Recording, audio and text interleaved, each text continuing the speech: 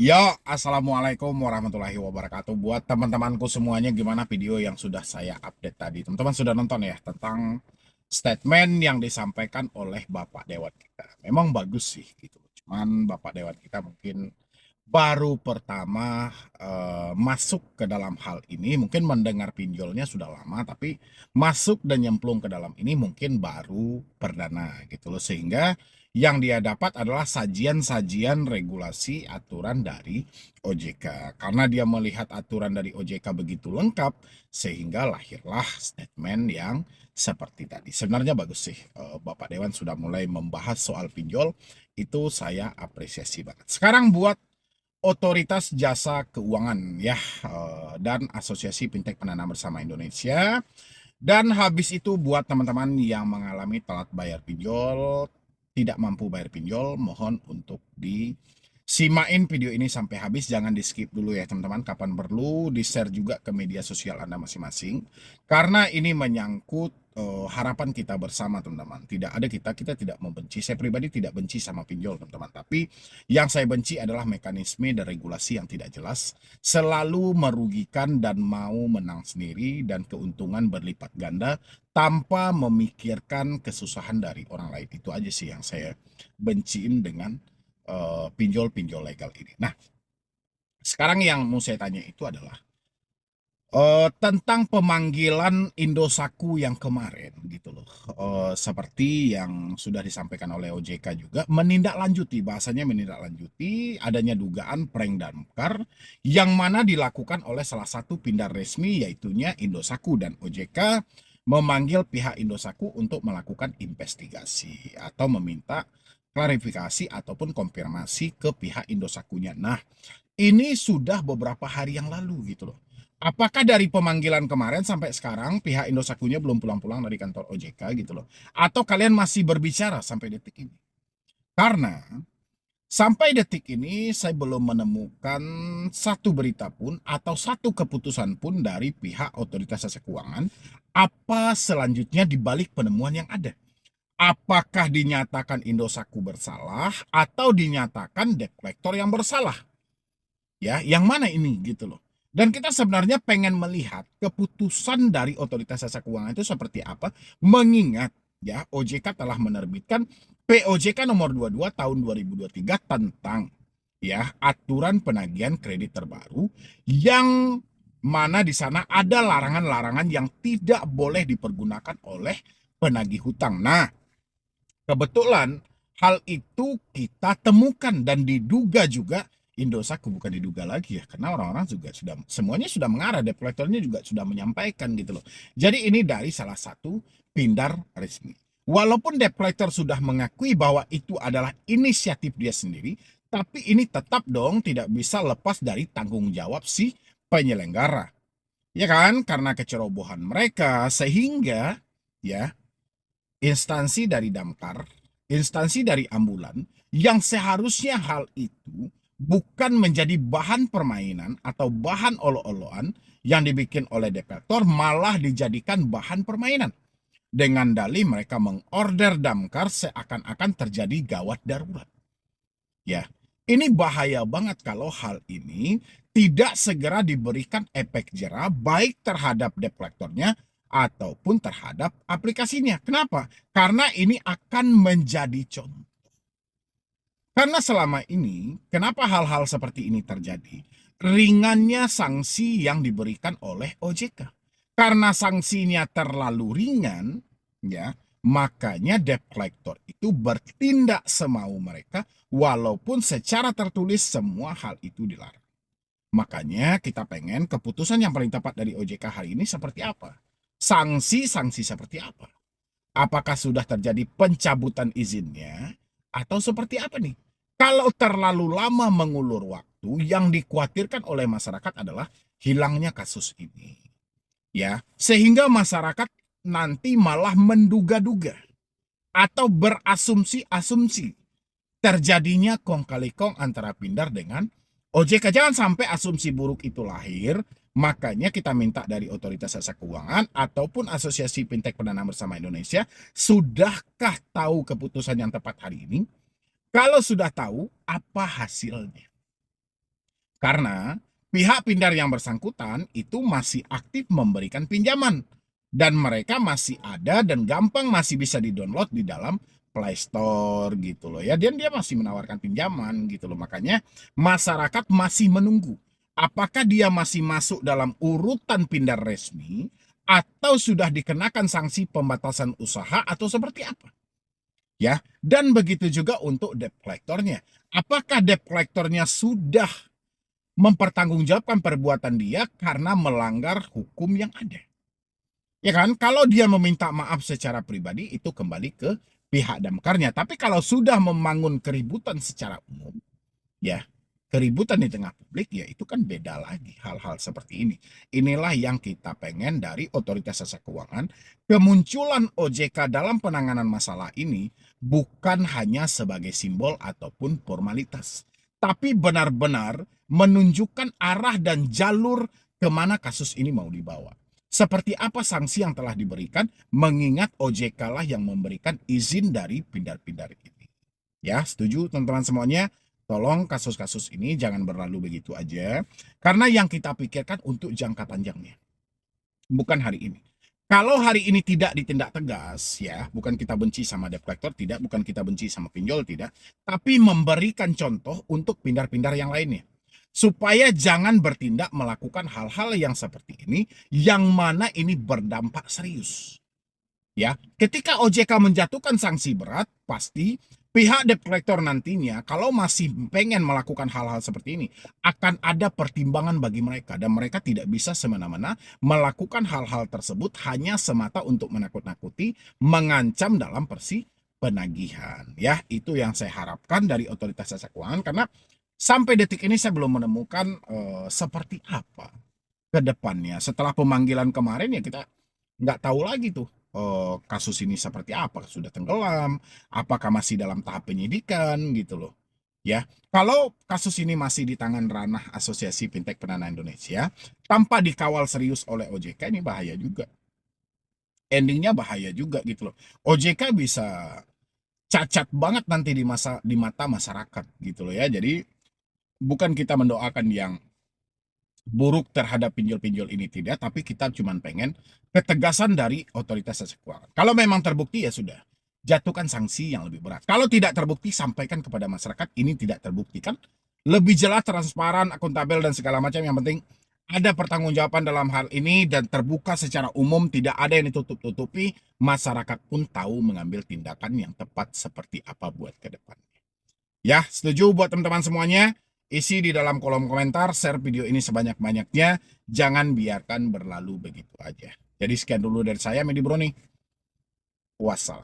Maka Komisi 11 akan meminta satu aturan yang lebih tegas untuk menindak pinjol-pinjol yang ilegal atau untuk menindak debt collector dari pindar yang melakukan penagihan secara tidak etis. Kalau saya sampai saat ini saya berasumsi bahwa kalau pindar yang legal dia tidak mungkin melakukan ini karena mereka diatur dengan ketat oleh Otoritas Jasa. Gimana teman-teman cuplikan yang saya tayangkan di awal tadi? Memang itu kita ambil sedikit aja dulu gitu loh, belum banyak teman-teman. Jadi sedikit aja dulu karena Bapak Dewan kita sedang berusaha untuk meluruskan antara pinjol legal dan ilegal atau pindar dan pinjol. Tapi sangat saya sayangkan juga ya, sangat saya sayangkan itu pertama Pak Dewan langsung berasumsi gitu loh tanpa Pak Dewan melihat fakta dengan jelas, mempelajari fakta yang terjadi gitu loh. Kalau hanya konsepnya masalah regulasi, saya berulang kali menyampaikan kita tidak kekurangan satu aturan pun. Bahkan saking lengkapnya OJK dalam membentuk aturan, ibarat satu manusia dari ujung kaki sampai ujung rambut itu tidak ketinggalan satu pun, saking lengkapnya. Yang jadi masalah adalah tentang aturan tersebut. Yang pertama, aturan yang dibentuk OJK itu tidak dipatuhi dan tidak ditaati. Aturan ini dibentuk OJK buat siapa? Apakah aturan ini dibentuk buat pinjol ilegal? Bukan. Aturan dibentuk untuk pindar. Ya, untuk dipatuhi. Yang paling pertama aturan yang mana dulu? Penerapan bunga. Ini penting. Kedua tentang persi penagihan. Yang ketiga tentang ketransparanan. Yang keempat tentang akuntabel, tentang ketanggung-jawaban. Nah, hal-hal seperti ini nyaris tidak terjalankan. Habis itu lagi, di lapangan juga, sesuai dengan COJK juga tahun 2023, COJK 19 tahun 2023, yang mana di dalam itu ada berbunyi tentang pembatasan maksimal kredit, ya, khususnya untuk pelaku usaha jasa keuangan non-bank, yang mana satu orang peminjam cuma boleh melakukan pinjaman 3 aplikasi. Yang terjadi di lapangan, orang meminjam lebih dari 3 aplikasi. Tapi gini aja teman-teman, kita dengarkan dulu statement fullnya. Tadi kan cuma cuplikannya aja. Kita dengar dulu statement full dari Bapak Dewan kita. Kalau memang iya Bapak ini, ya kalau asumsi saya, karena Bapak itu bilangin asumsi, saya juga berasumsi Bapak ini belum paham seperti apa konsepnya gitu loh. Bapak ini hanya membaca datanya, tapi tidak melihat faktanya. Dan Bapak itu juga mengarahkan orang-orang supaya melapor kepada OJK. Kalau saran saya sih bukan OJK lagi gitu loh. Harusnya, ya kalau memang ini benar mau nyemplung, kalau ranah pinjol, kalau tanggung-tanggung nggak usah. Kalau hanya melihat kulit luar, semuanya bagus banget. Karena dikaperi, dibaluti dengan aturan yang begana, yang begini. Tapi tinjau ke dalamnya, akan melihat. Tapi kita tonton dulu video lengkapnya, pernyataan dari Bapak Dewan kita, teman-teman. Silahkan dulu.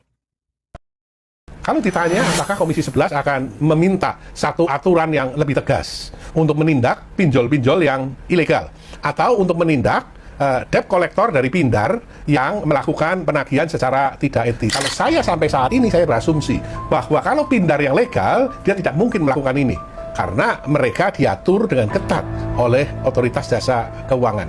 Nah, tetapi kalau yang ilegal tentu agak susah. Penyelesaiannya agak susah. Harusnya adalah aparat penegak hukum untuk tentu menangani masalah ini dengan serius. Dan bagi masyarakat yang mengalami tekanan dari debt collector, baik yang legal maupun apalagi yang ilegal, silakan nomor 1 Anda menghubungi otoritas jasa keuangan. Kalau tidak bisa datang langsung, cukup telepon ke nomor 157 atau 081 157 157 157. Laporkan kejadiannya. Saya yakin akan segera di follow up oleh petugas di otoritas jasa keuangan. Mana teman-teman, setelah ditonton video fullnya dari Bapak Dewan kita DPR RI, ya, yang mana beliau menyuarakan juga gitu loh. Kenapa beliau tertarik? Karena adanya prank ambulan dan damkar. Tapi di sisi lain Bapak ini tidak meninjau lebih dalam lagi. Ya, bukan Bapak ini salah dalam pernyataannya, tidak, tapi dia tidak melihat fakta di lapangan gitu loh. Seharusnya Pak Dewan, ya, saya paham dengan yang Bapak sampaikan itu secara teorinya ya memang seperti itu gitu loh. Harusnya para pindar-pindar ini tunduk pada aturan OJK karena semuanya telah diatur, semuanya sudah lengkap. Jadi nggak ada lagi tuh ceritanya pindar-pindar ini melawan dengan aturan OJK. Tapi fakta yang terjadi di lapangan semuanya bertolak belakang. Contoh dari penerapan bunga saja, ya, dari penerapan bunga. OJK menerapkan bunga 0,1 sampai 0,3% per hari. Oke, Bapak boleh coba pinjam, Pak. Bapak pinjam aja deh. Mau pinjolnya pinjol apa sih? Yang legal-legal, yang pindar-pindar, yang resmi. Bapak coba pinjam. Dan habis itu Bapak perhatikan berapa limit dan berapa jumlah yang mau dikembalikan kalau Bapak meminjam. Oke, setelah itu Bapak lihat 3 hari menjelang jatuh tempo seperti apa. Ya, kalau enggak, Bapak lewatin dulu jatuh temponya 1 hari atau 2 hari seperti apa penagihannya. Dengan begitu Bapak akan paham. Ya, polanya seperti apa, persinya seperti apa. Dan kalau Bapak hanya meminjam di 1 aplikasi, coba Bapak pinjam di 3 atau 4 aplikasi yang berbeda. Ya, walaupun aturan OJK menyuarakan maksimal cuma 3 pinjol legal atau pindar resmi. Ya, tidak boleh lebih. Satu orang cuma boleh maksimal 3 pindar resmi. Bapak boleh pinjam 5, Pak. 5 atau 10. Bapak campur tuh. Ya, pay letter dengan pinjol. Bapak campur semuanya. Dan Bapak lihat nanti seperti apa bunganya, seperti apa pemotongan biaya layanannya, seperti apa penagihannya. Di situ Bapak akan terkejut. Ya, saya, Pak, 7 tahun bersuara mewakili teman-teman saya yang lain, gitu loh. Sebagai rakyat biasa kami cuman bisa bersuara dengan harapan kosong. Ya, sampai detik ini kami tidak melihat satu harapan yang besar dari pemerintah untuk menjembatani tentang masalah pinjaman online. Yang kami dapat hanyalah statement-statement seakan-akan, ya, Yang kami omongin ini adalah guyonan palsu semua. Ya, tidak ada fakta yang terjadi antara si Pindar ini gitu. Ya, Bapak lebih percaya pada pinjol ilegal. Dari dulu ilegal ini selalu menjadi tumbal.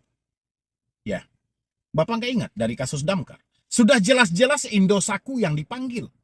Apakah Indosat bagian dari ilegal? Bapak bentuk statement. Bapak boleh bikin statement itu. Indosat adalah pinjol ilegal. Ya, masyarakat juga tahu, gitu loh.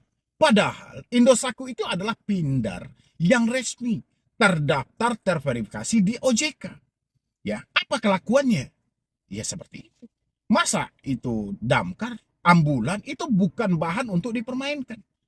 Karena hampir dari kita ketika situasi darurat itu adalah penolong utama. Kebakaran, kecelakaan, sakit segala macam ini nggak boleh dipermainkan. Ya, tapi terlepas dari ambulan dan damkar, Gojek pun juga tidak boleh. Mereka mencari nafkah. Jangan dikasih orderan fiktif. Ya, dan Bapak lihat lagi tuh data-data yang bertaburan. Ya. Hampir semua dari Pindar resmi ketika melakukan pengancaman tidak menyebutkan nama aplikasi. Dan masyarakat ini tidak buta, mereka tahu jalurnya. Mereka mencoba melapor sesuai dengan nomor yang Bapak sampaikan tadi. Ke nomor OJK 157 sekian. Oke, mereka melapor. Ya, tapi yang mereka dapat apa? Template. Jawaban otomatis yang sudah disetting. Kalaupun tidak jawaban otomatis, pertanyaan ini dilimpahkan ke aplikasinya masing-masing. Pertanyaan saya simpel. Ya, pertanyaan saya simpel gitu. Kalau OJK hanya melempar satu kesalahan kepada aplikasi yang bersangkutan, pertanyaan saya gini, Pak. Ada manusia yang mau menyebutkan nama kejelekannya? Ketika masyarakat komplain terhadap satu perusahaan dan dia berharap karena dia tahu OJK lah yang menjadi tiang regulasi, pimpinan dari semua perbankan yang ada, orang melapor ke OJK tujuannya apa? Supaya OJK mengketengahkan atau menjebatani masalah ini. Tapi yang terjadi apa? Orang melapor dilemparkan ke aplikasinya. Nah, pertanyaannya seperti tadi. Apa ada maling tiba-tiba langsung mengaku? Kasus korupsi aja banyak penyelidikan, Pak. Ya, banyak penyidikan gitu. Bahkan sudah tertangkap tangan pun ada pembelaannya. Mereka tetap merasa tidak bersalah. Begitu juga lah dengan pindar-pindar. Oke, itulah yang kita hadapi hampir setiap hari. Kasusnya sama, Pak. Masalahnya cuman bunga yang tidak jelas, ya. Cara pemberian tenor yang tidak transparan. Penerapan penagihan yang tidak beretika, tidak sesuai lagi dengan aturan yang berlaku. Habis itu, lemahnya pengawasan OJK di lapangan. Masalahnya cuma di sini aja. Perputarannya cuma di situ. Seandainya sejak awal dibentuknya Bapak Presiden RI, Bapak Prabowo, ya, dilantik menjadi Presiden RI. Kalau beliau membentuk satu tim independen untuk membongkar hal ini, tidak akan ada lagi masyarakat dia yang terjebak dengan yang namanya pinjol, pinjaman online. Kan itu yang dibilang oleh Bapak Prabowo. Ya, jadi saran saya Pak, saya mewakili teman-teman saya yang lain juga. Saya nggak ada masalah dengan statement Bapak dan saya apresiasi Bapak memberikan komentar dan masukan seperti itu. Saya sangat mengapresiasi, tapi dengan asumsi Bapak tadi yang menyampaikan tidak mungkin. Bahasa ini loh Pak. Ya, itu aja sedikit Pak. Tapi kalau Bapak bilangin kebanyakan dari ilegal, oke-oke aja. Tapi kalau asumsi Bapak tidak mungkin Pindar melakukan itu. Karena OJK mengawasi dengan ketat. Pertanyaannya, ketat dari sisi mana OJK mengawasi, Pak? Ya kan? Kasus Indosat ini sudah berapa lama? Kasus prank damkar ini sudah berapa lama? Apa kejelasan sampai detik ini? Ya, Bapak tahu. OJK akan melempar kesalahan ini pada siapa? Asosiasi Fintech Pendanaan Bersama Indonesia. Di dalam AFPI, Bapak tahu siapa yang jadi pemimpin? Yang menjadi pemimpinnya CEO Dana Rupiah. Siapa dewan penasehatnya? Semua pemilik Pindar ada di dalam itu. Ya, meskipun mereka bekerja sesuai aturan, apakah kepercayaan publik tetap ada di sana? Ya, jadi mohon buat Pak Dewan. Saya cuma berharap begini gitu loh. Kalau Bapak pengen masuk ke ranah ini, jangan tanggung-tanggung Pak. Sekali nyemplung habis Bapak cari datanya, cari faktanya dengan jelas. Begitu datanya Bapak temukan, cari tahu dulu faktanya apakah sama. Ya, baru Bapak bisa melakukan statement seperti tadi atau asumsi seperti tadi. Tapi, ya, Kalau Bapak hanya menyampaikan, kalau Anda terjebak di Pindar, ya, yang resmi dari OJK laporkan ke 157, perkara ini nggak akan pernah selesai. Jadi kalau Bapak pengen tahu lebih detail lagi, sediakan satu nomor pribadi Bapak, umumkan kepada publik, Bapak cukup upload ke media sosial Bapak, nanti saya bantu promosikan, dan Bapak lihat betapa menderitanya rakyat Bapak hari ini gara-gara yang namanya pinjaman daring yang sudah diganti namanya dari pinjol menjadi pindar ini. Betapa menderitanya mereka yang sudah terjebak. Betapa sulitnya mereka untuk keluar. Ya, menangis mereka setiap hari. Oke, gaji mereka habis. Duit masuk tidak ada, mental mereka dihancurkan, pemikiran mereka dikacaukan, mereka tidak tahu arah solusi kemana. Ya, mungkin mereka lebih baik mengadu kepada konten kreator, kepada kami-kami yang mengedukasi daripada kepada otoritas jasa keuangan. Karena mereka tidak mendapatkan jawaban. Ya, mereka udah kebingungan, Pak. Diminta persyaratan ini, diminta bukti ini, dilengkapi. Hasilnya kita nggak tahu. Nggak tahu sama sekali. Sama dengan kasus Indosat sampai detik ini kita nggak tahu. Arah perjalanan kasus ini seperti apa. Sudah disanksi atau belum. Mana ketransparanannya itu. Mana yang mau dibuka secara terbuka itu. Nggak ada. Ya, sudah berapa hari OJK memanggil Indosat? Butuh berapa hari mereka duduk di sana, Pak, untuk melakukan pemeriksaan. Sementara bukti-bukti di lapangan sudah jelas. Walaupun debt collectornya mengakui inisiatif dia sendiri, di dalam POJK tetap menjadi penanggung jawab penyelenggara. Nah, ya untuk Bapak ya saya ucapkan ribuan terima kasih. Cuman saya menambahkan masukan aja supaya Bapak benar-benar masuk ke dalam hal ini, melihat betapa susahnya rakyat hari ini, Pak. Gara-gara pinjaman daring, bukan pinjol ilegal, Pak. Ya, untuk teman-teman yang lain boleh berpendapat juga, isi di dalam kolom komentar dan dibantu share video ini sebanyak-banyaknya kalau bisa sampai kepada Bapak Dewan kita biar beliau mempersiapkan cara untuk masuk dan melihat fakta dari pinjaman online. Oke, terima kasih.